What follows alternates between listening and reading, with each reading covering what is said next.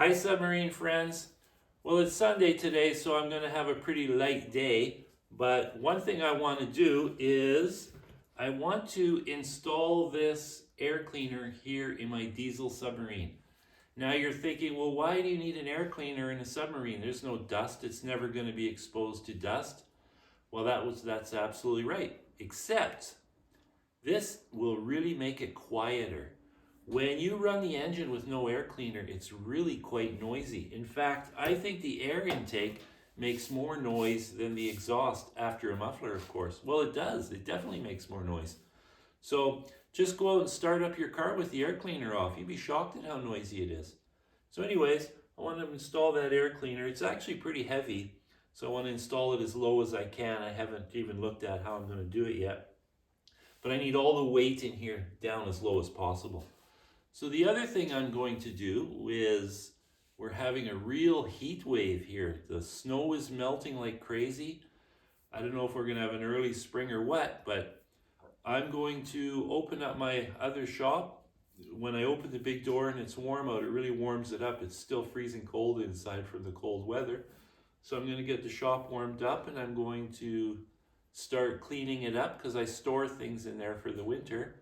And I can move my front section of hull in there and I can weld in the reinforcing ring and get it prepped to weld onto the main hull. So this right here is a reinforcing ring. It's missing a section right now which I have to weld back in, but I need to add one more of these right about here.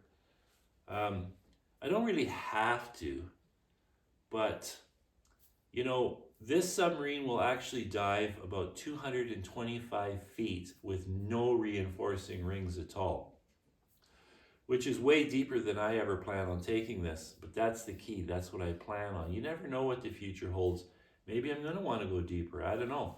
I'm planning to use it to 100 feet.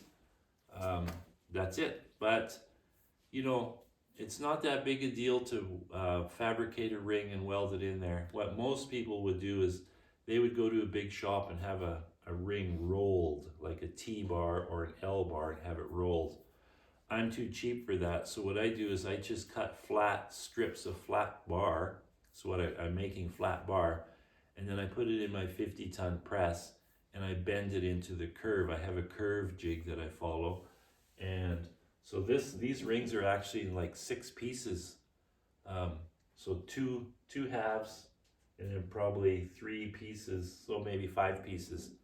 Anyways, it doesn't take that long. It's a day job to put a ring in there. And then I can actually start getting the battery trays and stuff built as well. I need to buff the interior of it and paint it before I weld it on. I just won't paint the very last bit. So yeah, it's pretty exciting. I get to go work in the other shop. It's going to be warm enough, and this will come together pretty fast now. Anyways, that's the plan for today. Ciao.